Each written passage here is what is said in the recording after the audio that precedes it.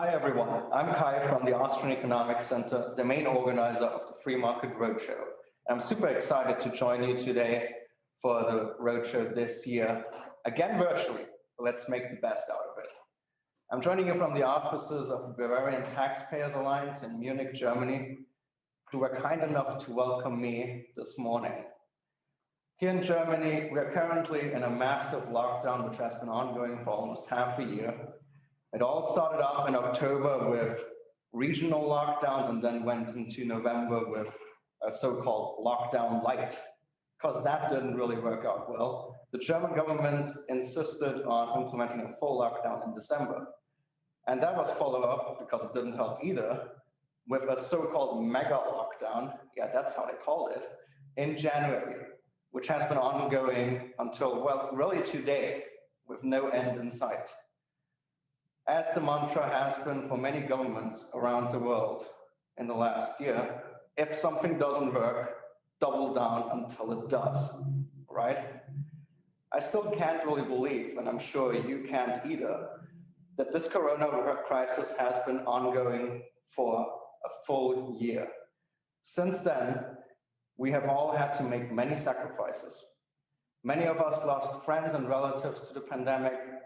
Many of us lost our businesses, our jobs, our income, our future prospects. All of us lost our freedoms to travel, to go to restaurants and cinemas and churches, or even to simply go outside. And yet, there finally seems to be a light at the end of the tunnel, with coronavirus vaccines being rolled out. And so we should look ahead with hope, thinking of what a world after the coronavirus could and should look like.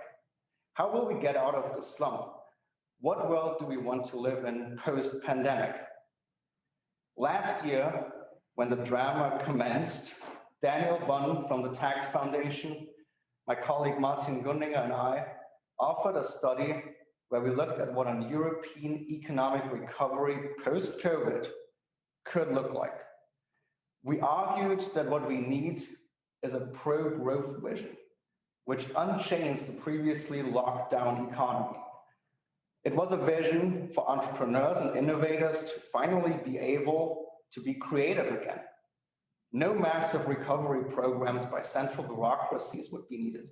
Rather, reducing barriers through deregulation, tax cuts, spending cuts, and finally getting the government out of all the minute affairs of us common people, and letting free market capitalism, the greatest tool for prosperity, reign. That would be the solution, we said. Two things we said went wrong. First, we published it in April 2020, assuming that, of course, the pandemic would be over, in a few weeks or something like that. Well, that didn't turn out very well. But second, governments haven't listened to our advice. Instead, they have passed massive recovery and stimulus programs that would certainly boost the economy now, but put a gigantic burden on future generations. That's really bad, because we need, instead, free enterprise and markets after COVID. Beyond that, however, I do agree with voices that call for something greater than mere incremental changes. It might be difficult to remember after this never-ending year, but the state of the world wasn't really perfect before Corona either. There was already great dissatisfaction in most Western countries. Economies were lagging behind, debt levels were skyrocketing, the health of civil society and societal life was deteriorating, culture wars broke out right and left, and between right and left. Inequality was rising, with some in the world, particularly the very wealthy and the very poor, profited, but those in the middle didn't really in the last 1 or 2 decades. The simple life that we see as kind of the model, a house, a family, going to work and earning a solid income, became an ever more distant dream for many of our fellow citizens. And in the meantime, fear was growing over the state of our planet, of our nature, and our ecosystems. The response of our governments was rather muted. More centralization was needed, they said. More top-down, one-size-fits-all solutions. Big business and big government got in bed with one another in ever more instances.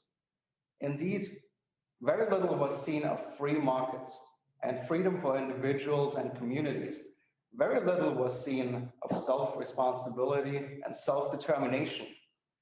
Rather, we were increasingly slithering into a system of cronyism, of corporatism, in which those at the top, like politicians, government officials, business leaders, and special interests with good connections to the political scene, were working together for their own benefit and at the expense of communities and individuals and local businesses. Thus, returning to the world that we lived in before Corona should not be the solution. As Pope Francis, one prominent voice for greater change, has argued, the immense sorrow that Corona and lockdowns have caused ought to enable us to take a step forward towards a new style of life. So what could this new style of life look like? Curiously, no vision for the future has garnered more interest and controversy than the idea proposed by the World Economic Forum called a Great Reset. The Great Reset states that the coronavirus has unearthed major flaws in the capitalist system, of course. Thus, we need to rethink capitalism and build back better, they say, so that everyone benefits from so-called stakeholder capitalism. Essential to the Great Reset is the focus of planet and people over profits and only shareholders. It wants us to think of the entire picture, consumers, suppliers, employees, and so forth, rather than the simple health of the company. This all sounds wonderful, doesn't it? However, that vision goes exactly in the wrong direction. The Great Reset is just more of the same. It continues to promote a centrally planned system with even more complexities and complications. It is directed coordination spearheaded by the world's largest governments, tech firms, and companies, in which these elites would act sort of as puppeteers of the global economy under the guise of, obviously, caring for us, the people. Indeed, it would be rather strange if, after all this chaos, we would try to expand the technocratic visions of the Davos man, as the World Economic Forum, assembles every year with thousands of our political and economic elites gathering in conference rooms, galas, and five-star hotels in Switzerland to discuss the future of the world.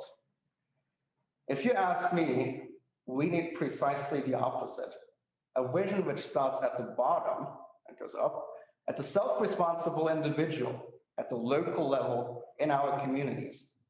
It needs to focus on us as entrepreneurs, as innovators, as creative minds and community leaders, as office clerks, factory workers and farmers, and as fathers and mothers of our families.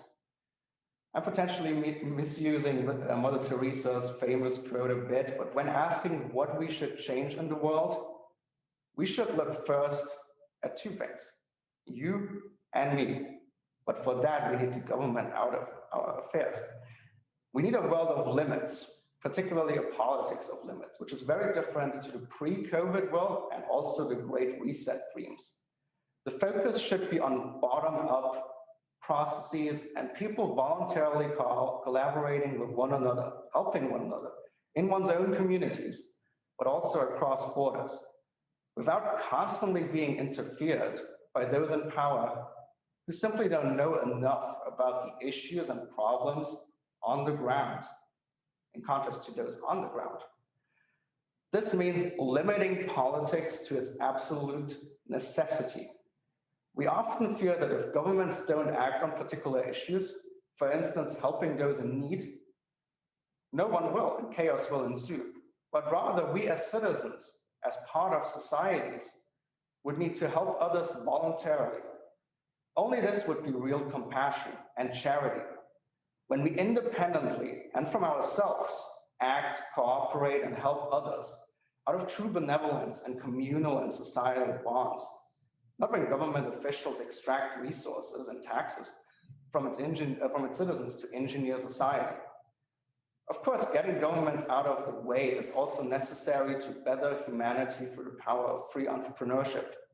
Getting rid of too much red tape and regulatory burdens will enable those with interesting new ideas to invest in them and, if successful, transform the world.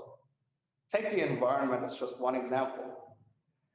It's really understandable that people are worried about global warming. And yet the best means to protect nature and save the planet are not centralized Green New Deals as they are proposed by the EU and the US politicians and so forth, but entrepreneurial endeavors, innovations, creative minds, philanthropists, and local communities all working together. I will say, though, that for a world of limits, we can't just look at politics, but also need to reevaluate possibly our position to business. For too long, both the left and the right have treated big corporations in black and white manners. The left has unfairly tarnished anyone striving for profit, forgetting that particularly this motive will bring forth improvements and technological progress. But those on the right have too often worshipped businesses as infallible units of society, always defending them in front of overly intrusive government, always defending the heroic businessman. This worship, I feel like, misconstrues reality. Most importantly, many of the big corporations in the world actively work together with governments and have worked together in building the corporatist world that we live in. They have been involved in designing tax codes and regulations. They have lobbied for subsidies, for special treatments, all also to basically exclude any competitors. How can we defend companies as prime examples of the power of free markets who actively demand more regulations or even more complicated data protection laws, which only their lawyers can understand, but no small business, who demand higher minimum wages, as a big corporation in the US is doing currently, because smaller competitors can't pay, or companies who go shopping around in local communities to find a place where they can get the most subsidies, and only there they will go. No recent episode has shown this interplay between big business and big government better than the Corona crisis. While almost all of us have lost out economically, with small and medium businesses torn apart, with workers losing their jobs, and with those who are already in need and starving, further descending into disaster, big businesses have often had the time of their life, profiting from the closure of those on the local ground.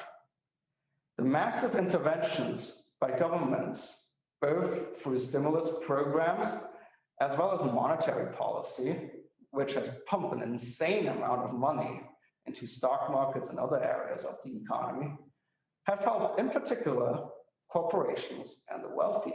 For the poor and the middle class, it has only further devalued their possessions. No, I'm not arguing at all that business is bad. Free enterprise is one of the cornerstones of any prosperous society. And yet, economic power can be dangerous too. When looking at the incredible effects of free commerce, we should look at smaller and medium-sized businesses, new startups, and individual entrepreneurs, not those who are in bed with governments to get a special treatment and to try to exclude everyone they don't like or everyone whose opinions they don't share. We should be pro-markets, not pro-business or pro-big tech.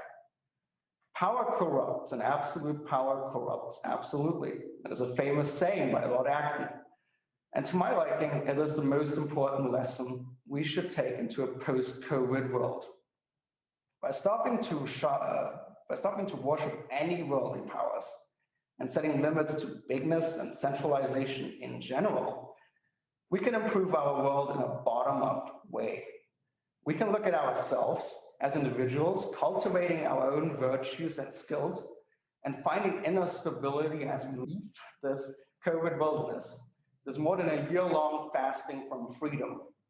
We can look to the people around us, our communities, and consider how we can overcome polarization instead rebuilding social institutions which enable a sense of belonging that we have missed. And on a truly competitive market economy, we can collaborate with humans all across the world, bringing forth new ideas and innovations. This is the great reset, so to speak, that I would propose. And I hope that you find some liking to it as well. Thanks so much for your attention.